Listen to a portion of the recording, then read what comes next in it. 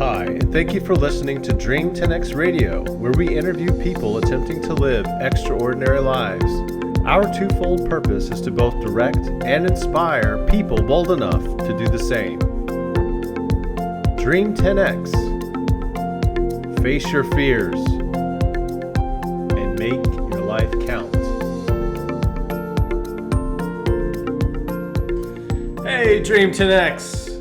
This is your boy JC. And Dr. Capel. And this is episode 34. 34. 34. Wow. It's pretty awesome. We're still cranking these out. This week we're talking about a book called Homo Deus by Yuval Noah Harari.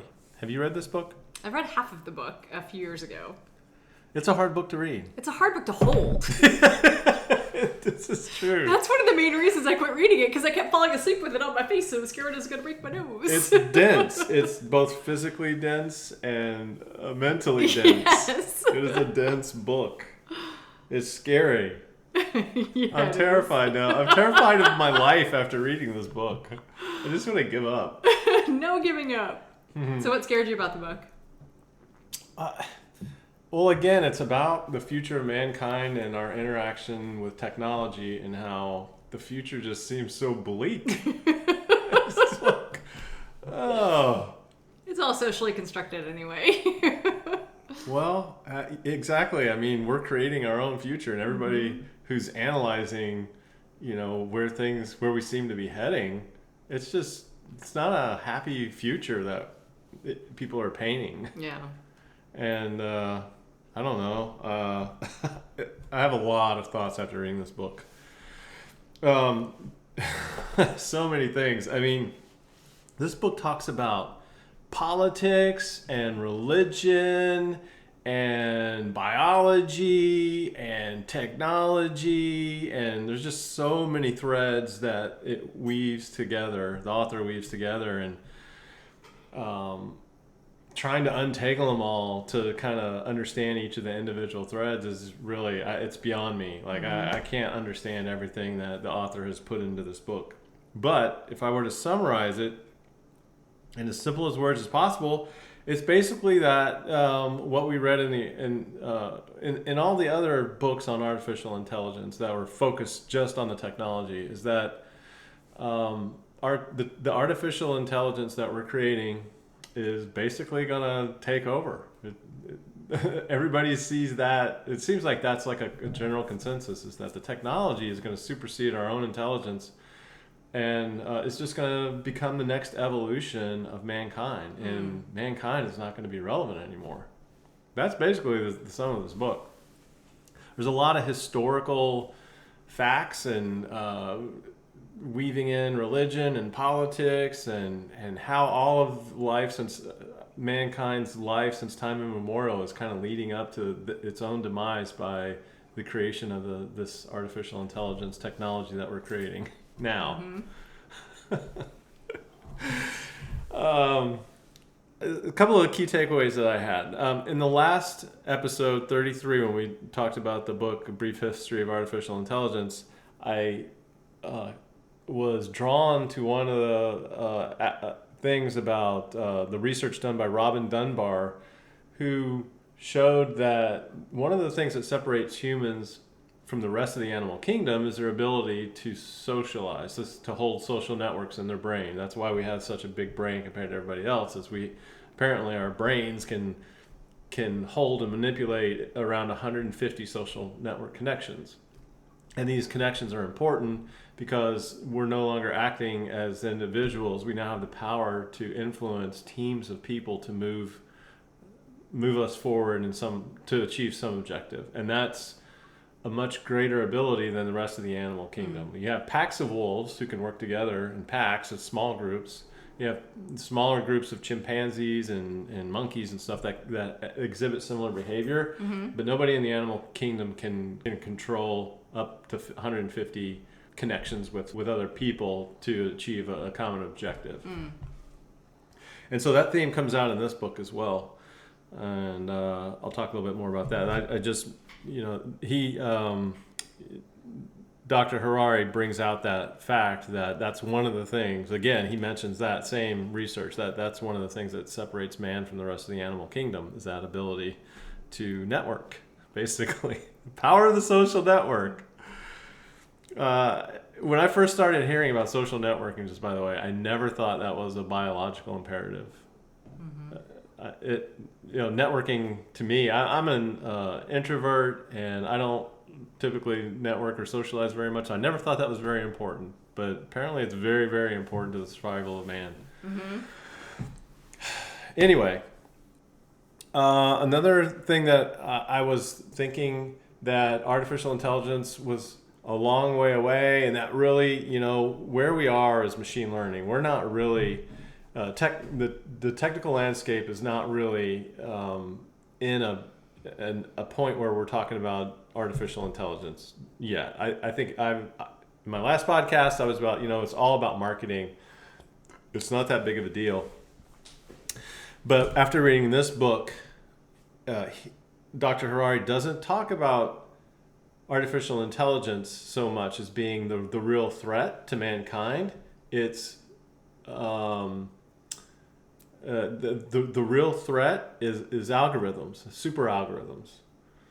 And so when you think about it that way, it really made me think a whole different way about this whole genre of artificial intelligence and machine learning. And it's really just automation and the math behind it and being able to do incredible superhuman feats with these algorithms, even though these algorithms are not consciousness. They're not artificial general intelligence.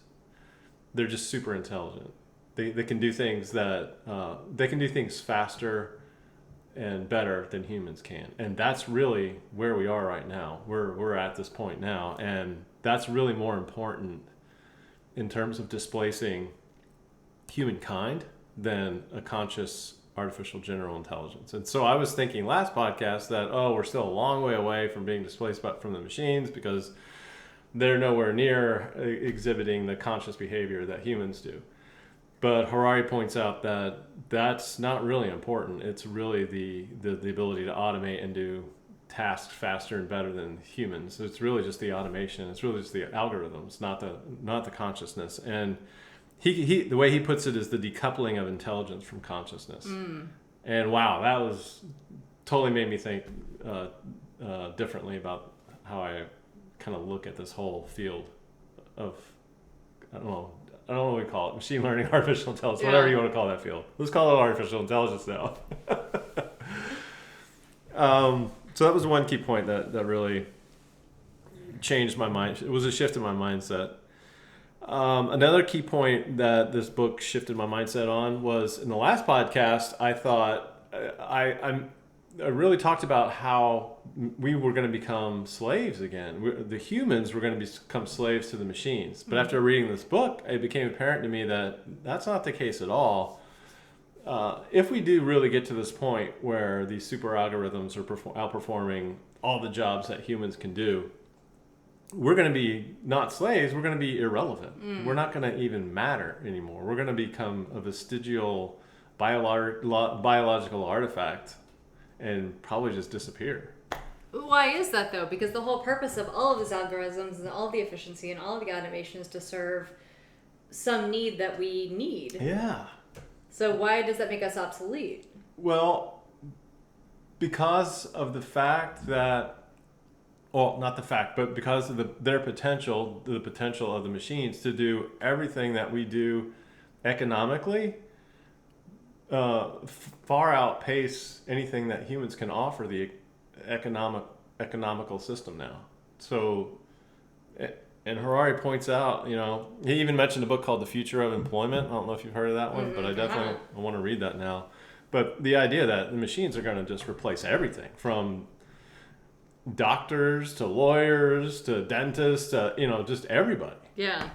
Like there's no reason an algorithm can't replace the specialized work that these types of skills that humans perform right now. And so there's an economic imperative to have machines do that, so you don't have to, business owners don't have to pay people to do it. They don't have to pay the machines either, so they're going to make so much more money once all the employees get replaced with machines. It's interesting it would replace doctors, because I could see it from a perspective of perhaps surgery or initial diagnosis, but where's the empathy piece come in? Because that's a huge part of... Well, that was one thing that he mentioned, that the bedside manner that you get with a human doctor will be replaced. But he did mention there's a lot of companies working on algorithms to know you better than you know yourself, and know your personality, and can give you forge empathy. It can forge empathy and can give you diagnosis based on your personality type and how you would best receive bad news. That's fascinating. Yeah. So, so very interesting shift in my thought process there. That at least slaves, you have some use. But it's even worse than that. Like, we would have no use to the machines whatsoever. I was thinking about a Ford quote. Henry Ford, car maker. I thought I heard at one point that one of the reasons he doubled the hourly salary for his workers from $2 to $5 or $2.50 to $5 an hour was because of his thinking that cars don't buy cars. He needs more people to buy cars from, so he paid his workers more, so they in turn would buy cars. I don't know if that was a true economic imperative, or if that was really something that Ford did, the rationale behind raising minimum wage or not. I thought I had heard that. I tried to find it on the internet, but I couldn't before the podcast. But that was one of the things I was thinking, that, well, if the machines do take over and do all the work, and people aren't working anymore, how are they going to have money to pay for any of the services and products that the machines are producing? I don't know. That's kind of a weird... Unless we become a really socialist economy. Yeah, I don't know. It's just mind-bending. Like, how do we go from this humanistic, liberal, democracy, capitalistic society to a machine-driven society where none of that matters anymore? I can't see that. I can't get my head around that yet. But that's kind of what this book says we're headed toward. Another thing that I said in the last podcast I thought would be important after reading this book, I don't think is important anymore. How can I change my mind on things in just 2 weeks after reading another book? That's how books are. I don't know if this book is right or not, but it definitely made me think that, I was wrong when I said in the last podcast. And my last podcast was, what I said in the last podcast was, I thought that machines would never approach artificial general intelligence until they could become anthropomorphized into a human form and become like an android, and be able to walk around in the world, because that's the only way you could really experience everything. If a machine was just learning from stuff that it was reading on the internet, I argued that it could never become as smart as humans, because the crap that's on the internet is just BS, right?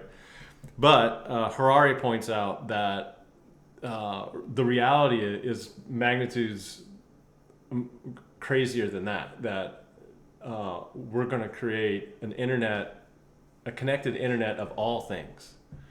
So there would be no need for a machine to have human form and walk around in the world, because everything is going to be connected. The Internet of Things is actually a term right now, but the Internet of all things, like everything would be connected to the network. Trees, grass, whatever. It's all known by some central computing intelligence. That's really sci-fi, I think, at this point. But that does kind of clip the idea that the machines would need to be able to move around in the real world in order to become truly conscious and intelligent. So, I don't know. All of that was just kind of scary to me. And then on top of that, Harari is clearly not practicing, or does not seem to be a religious individual. Okay. Because there's a lot of talk on how religion does not matter anymore. Hasn't mattered for a long time, actually, and in the new emerging religion of dataism, is completely irrelevant. And so that's causing me to think a lot as well. Someone who grew up in a Christian household, and I admit I'm agnostic right now because I don't want to freely give my belief, and I don't want to believe anything that's not real. I need to prove it. Mm-hmm. That's just part of who I am. I have to prove it. And I guess I am largely data driven myself. Like, show me the data. Show me I don't want to just blindly believe what people tell me, in other words, because there's been a lot of heretics throughout history. And I don't want to blindly believe somebody who's telling me stuff if it's not true. Mm-hmm. So I am agnostic. But I can neither prove nor disprove that there is a Christian deity or a Jewish deity or a Muslim deity, or does Buddhism have a deity? No. There's no, no deity. Or Hindu or whatever. Yeah. I can't prove or disprove that. Yeah. So I can't say that there is no God. I can't really say that it was a man. All of these religions are just man-made things. Mm-hmm. I can't prove that either.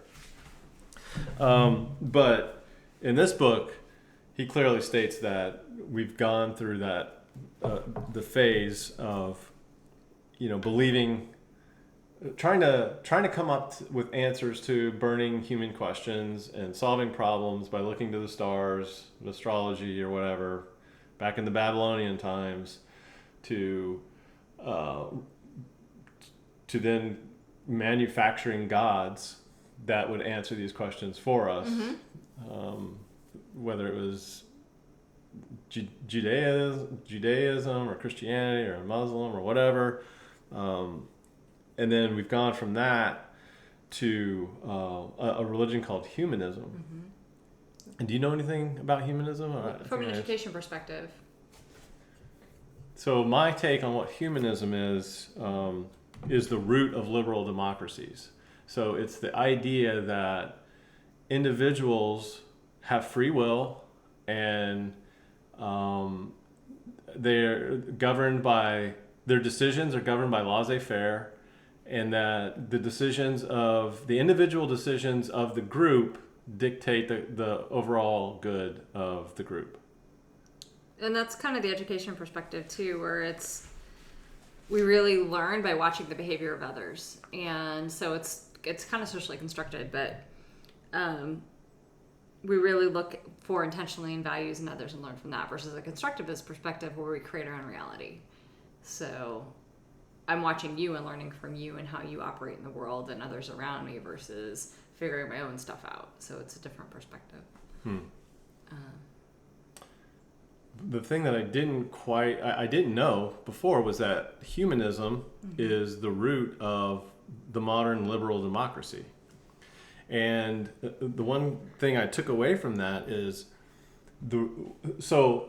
back after World War II, there was this big schism between burgeoning liberal democracy, the democracy we were trying to grow in Germany and Japan, and that was juxtaposed with socialism and communism and the Soviet Union, and we had the Cold War, and then all of a sudden liberal democracy started taking hold throughout the world, mm-hmm. and then communism fell and the wall came down, and then Eastern Europe started becoming more liberal, and or more liberal democracies started in South America, and blah blah blah. And the reason for that was not because of the really so much the political idealism of the whole thing, but it was because of the economic power that free-thinking people who believed they were free and had self-determination in their government, within and within their economic system,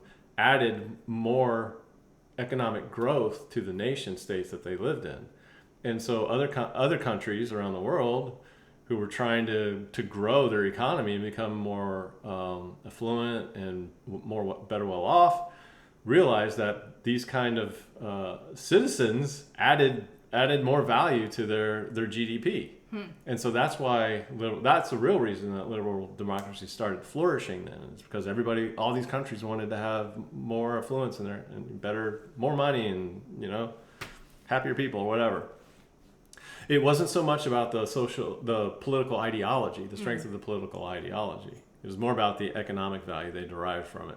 Very interesting to me. So the reason that's interesting is because in the future, when machines take over, humans are not going to have that economic value to the nation states anymore. So that's another argument that he puts forth of why humans are going to become irrelevant even to the countries that we belong in the future. Yeah. And nation states are Machiavellian. It's the end justifies the means. We really... the value that we bring is economic. It's nothing else. And same thing with waging war. Less and less are we needed to wage war anymore. We're leaning more and more on technology. No humans in the loop driving drones is just, you're back in the base or whatever driving a drone. So no pilots in aircraft, more and more. Nuclear weapons. Humans are not really needed in warfare as much, not nearly as much as they were in the past. And so the progression of that is we won't need humans at all to wage war. And that's why I go back to empathy, where like in World War II, when you were literally across the trenches from your enemy and you could see them and kill them and it had meaning. Mm-hmm. And so the leveraging of technology, especially in war, totally dehumanizes it. Mm-hmm. And without that empathy piece, it's meaningless. Mm-hmm. We're killing unknown people. Yep. Yeah. Well, and they're killing us. And so that goes back, I think, to the decoupling of intelligence from consciousness. Mm-hmm. And I think that really has a profound impact on our future. And I think it's an interesting question: is consciousness is it the radical difference between us and the rest of everything, like the rest of all the animals and the rest of the machines? And the interesting thing to me, there's two interesting things to me. Is that consciousness the thing that's going to bring us back to our faith and our religion as being central to our importance as a species on the planet? I wish we were not talking about extinction of Homo sapiens. Like, why not the continued evolution of Homo sapiens? Why do we need to become extinct because of this tool that we're generating? I don't quite understand that. But I think it's because of how efficient and intelligent these, the algorithms are that we're making. Mm-hmm. I think that they're just too fast and too efficient and too smart at what they do. I mean, look at the stock market and how a lot of the trading now is done by these super algorithms, these trading algorithms. Mm-hmm. And there's a lot of people that are crying foul. It's not fair. I can't trade. If I see something falling, a stock falling, I can't sell it as fast as these algorithms can. It's not fair, And so we're already getting to the point where, well, how do I compete with these algorithms? How do I build as much wealth as these algorithms are able to do? How am I going to be relevant in my field, my professional field? And that's the real question, is how we're all going to be relevant in our professional field and make a living. How are we going to make a living? How are we going to continue to make a living in the future with the technology is so thick with irony. Yeah. Like, we're making all this technology to innovate and to create more wealth for everybody.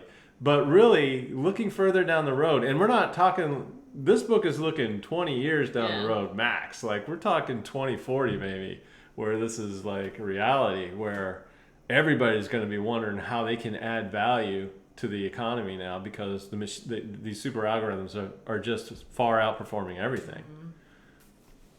So the irony there is crazy, right? Like we created this to help us, but it's displacing us.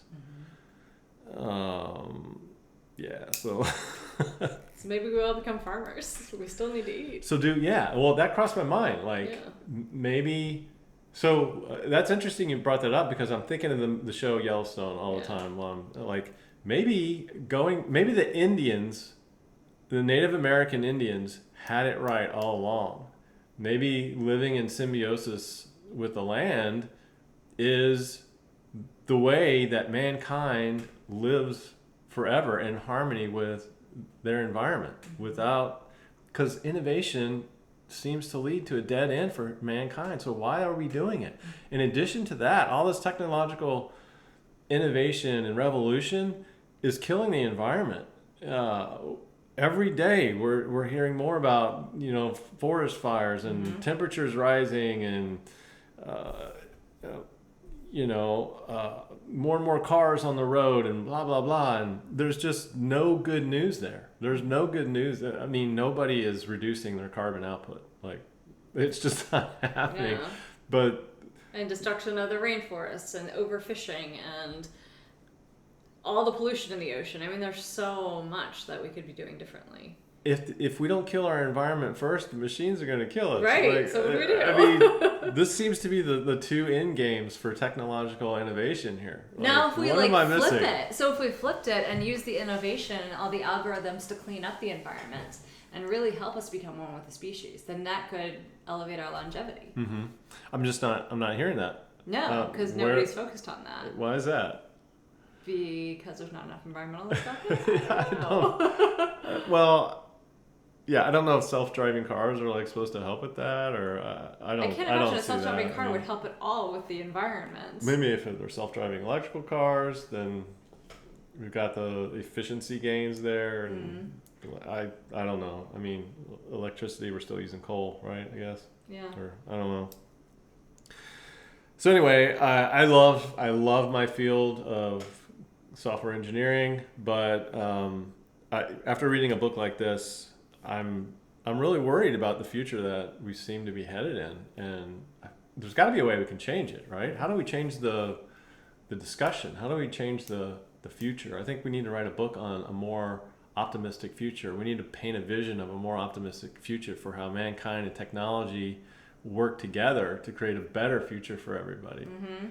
The book is called Homo Deus because he mentions how humans have evolved through the ages to help to move forward from strength to strength in technology, from eradicating hunger to eradicating disease, and we have come a long way. If you look back, to the plagues and if you look back through history, he's a historian, so he's looking back through history and watching how.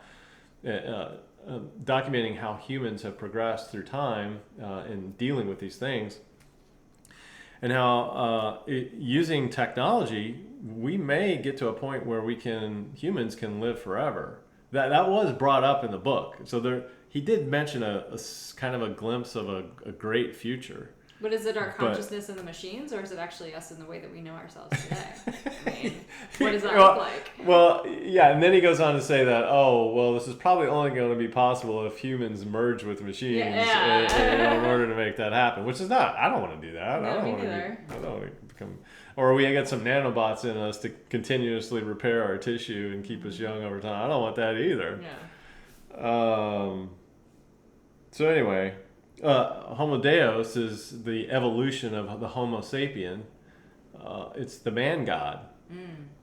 And that, back from my school days, that is sacrilegious. There's no way, man could become God. So there's all kinds of things wrong with this technological innovation in my mind. It's sacrilegious, it's devastating, we become irrelevant. Why are we doing this? Whether or not I really feel that, I don't know. I'm still trying to parse that. I don't know if I'll ever get to an answer there, but yeah, do I want to be a god? I don't think I want to. I don't know. I don't think so. I was talking to Matthew. I asked him if he wanted to, if he could live forever, because it seems like there's some possibility for his generation to have the technological ability to have a lot better longevity than what we have now. And he said he didn't want to live forever, which I thought was interesting for a 24-year-old to say that. Huh. He might change his mind in 30 years. That's true. Well, for me, like, there's so many things I want to do. It could take lifetimes. Oh, yeah. Like, there's so many languages I want to learn and so many experiences I want to have. And shit, I'm already 47, so. Yeah. Yeah. So Man, you're old. Yeah, no, gosh. Yeah. So anyway, a really thought-provoking book. I learned a lot of new different ways of looking at technology here and history. There's a lot of interesting things I picked out from his discussion on history, especially Germany. Yeah. So interesting how he mentioned Germany a lot and Hitler and the rise of Hitler and how that kind of segued with humanism. The focus on trying to build a master race. So that is another threat from this humanistic religion is people trying to, capitalize on idealism like that and kind of, hurt the rest of the humanity from their idealism. And he also brought up an interesting an interesting thought on how global leaders today don't appear to be trying to leverage this new artificial intelligence, machine learning, this type of technology to their benefit in becoming despotic leaders, which I thought was interesting. I kind of wish he didn't let that genie out of the bottle there, but he did mention it and was kind of questioning it. And I think his answer to why they have not is a lot of the world just is not in tune with where technology is at right now. He beats the crap out of religion this whole book. I'm like, dang man, what is his beef with religion? He really doesn't like religion. So any organized religion. Didn't seem like it. Yeah. Didn't seem like it. And Harari is, I guess, a professor at Hebrew University, I think in Jerusalem is what I read on Wikipedia. So I don't know. I don't know the guy, but it seems like he's got a beef with religion, or maybe he's just trying to be factual. I don't know how you be factual with religion, but definitely beat the crap. I don't know where I was going with it there,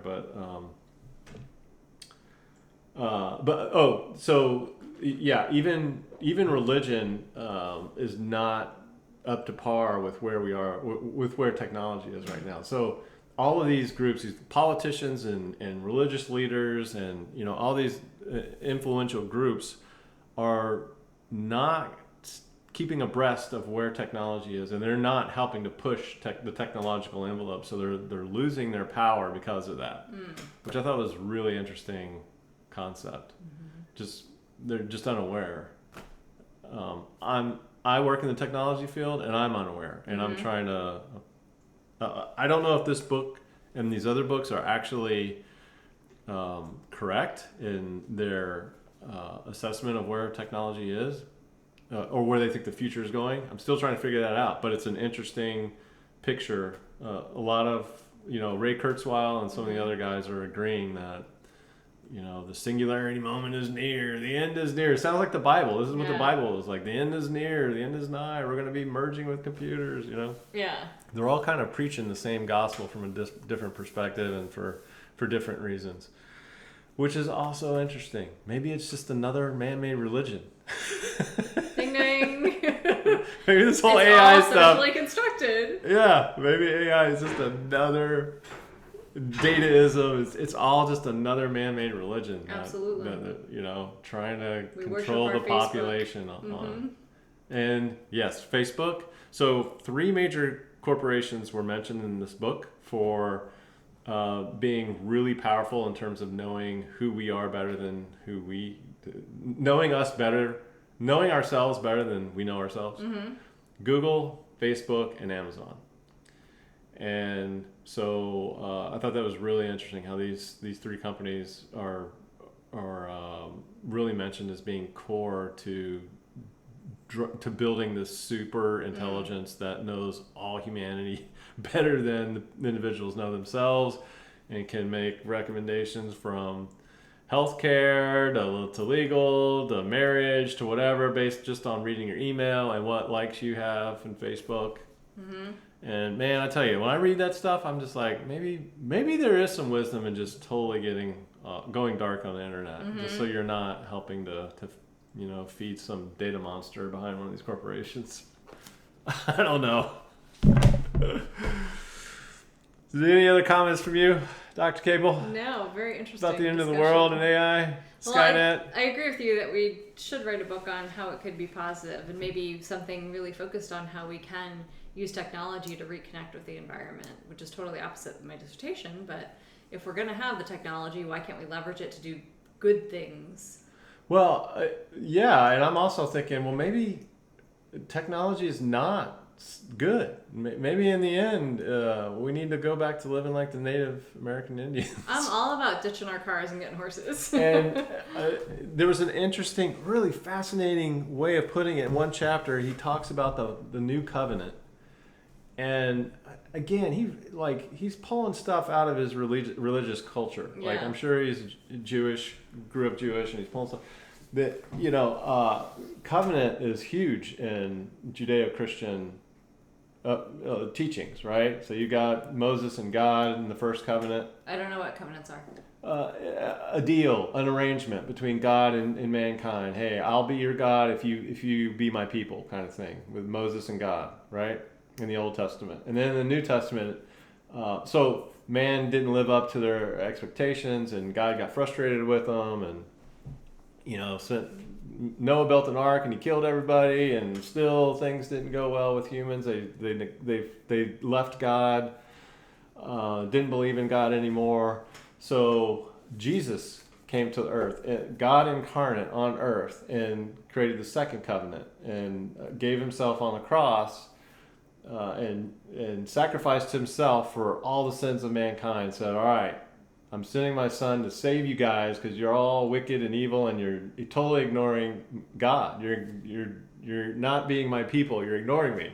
So I'm going to kill my son? So this is the second covenant. Well, this is Christianity, right? Okay. This is the way it worked. I mean, right. Shedding of blood is for the forgiveness of sins. This was like a thing back in the day. Okay. Before that, it was you got to kill a bull or kill a ram or whatever, sacrifice a ram for forgiveness. And so he mentions the third covenant is man's deal with modernism. We live in this modern society, and we sacrifice. We give up our Homo sapien freedoms, our relationship with nature, our relationship with the world, to live in this modern society, this concrete jungle, this rat race, this world driven by technology. That's the third covenant. And now all of those other, and in this third covenant, you don't have a relationship with God. God doesn't exist. There's only technology. Isn't this interesting? Yeah. So really making me think about some things, and it's also making me reevaluate some of my thoughts on Christianity. So Interesting. just leave it there.